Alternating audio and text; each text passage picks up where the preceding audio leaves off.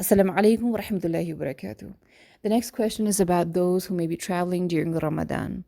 The answer to that lies in the same part of the ayah of Surah Al-Baqarah, فَمَنْ كَانَ مِنْكُمْ مَرِيضًا أَوْ عَلَى سَفَرٍ فَعِدَّةٌ مِّنْ أَيَّامٍ أُخَرٍ. So whoever amongst you is ill or on a journey, يعني during Ramadan, then an equal number of other days.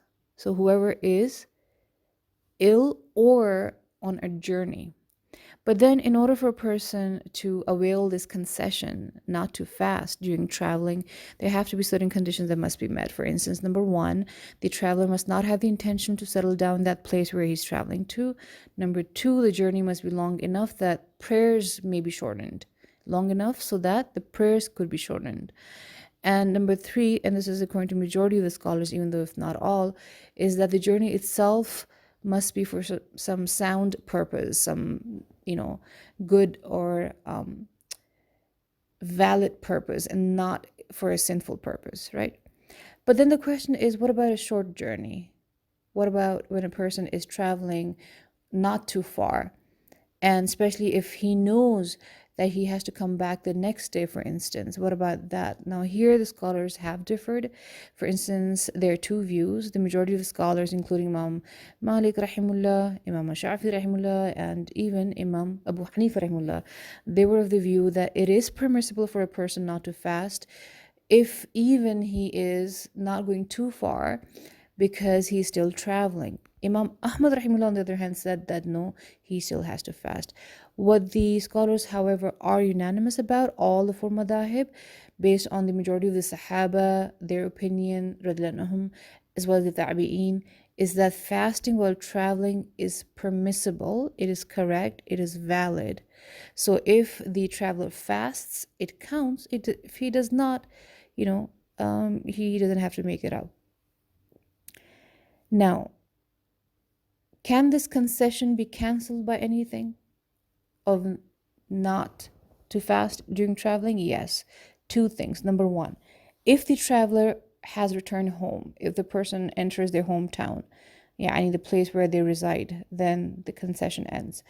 Or if the person changes their mind and decide to stay where they have traveled to, or they decide to stay there for a longer time, if not indefinitely, and that place is also suitable for settling in, then this person becomes a resident, and this person is not a traveler anymore and thus cannot avail this concession.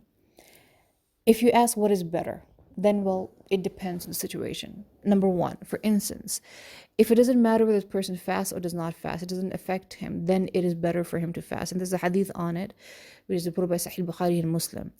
Abu Darda radiallahu anh mentioned that we went out with Rasulullah on a journey during the month of Ramadan when it was intensely hot, until one of us would put his hand on his head because of the intense heat. No one amongst us was fasting apart from Rasulullah and Abdullah bin Rabah. Now, what it means that the others not fasting because they were finding it difficult was valid. Rasulullah and Abdullah, they did not find it too difficult, so they were fasting, and that was valid too.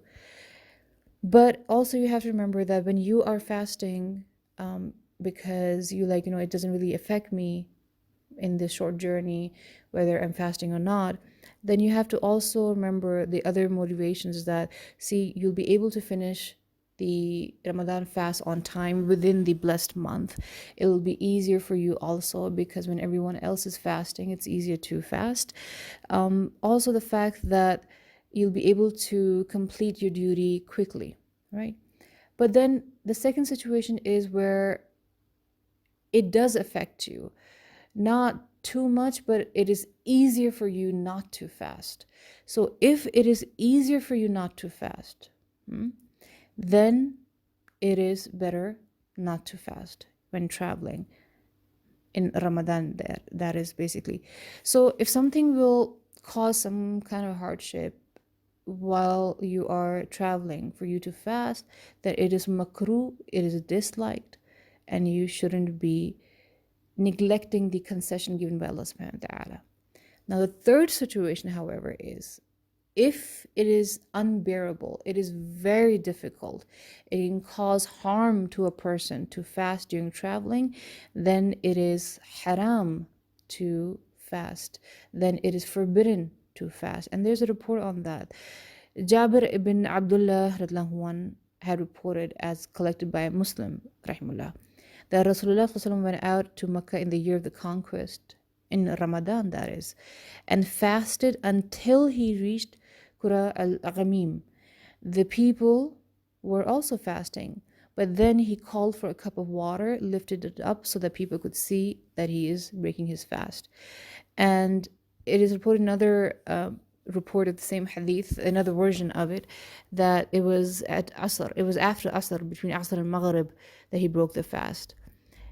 There were some people who continued fasting, even though it was extremely difficult, and it could harm them, right? In that case, do you know what Rasulullah said actually? He said, those are the disobedient ones. Those are the disobedient. This is mentioned, by the way, in the sharh of the hadith by Shaykh Muhammad ibn Uthaymeen rahimullah, that this is the ruling we derive from the hadith. What is the conclusion? As Imam Nawawi rahimullah has mentioned, that these hadith basically make it clear it is better now to fast if it is easier for you to not fast when traveling.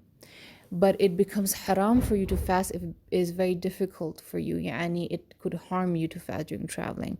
But if it doesn't matter whether you fast or not, then it is up to you. But in that case, it's better to fast. There's a report by Aisha radiallahu anh, and this is agreed upon, that Hamza ibn Amr radiallahu anh said to Rasulullah sallallahu alaihi wasallam, should I fast while traveling? And he used to fast a lot, and he was used to it. It's not something he found it difficult. Rasulullah sallallahu alaihi wasallam said to him, if you want to, then fast. If you don't want to, then do not fast. Alhamdulillah for this beautiful practical deen. And I ask Allah subhanahu wa ta'ala to help us to avail the concession when it is better, and to not make an excuse when it is better to fast. Jazakumullah khairan.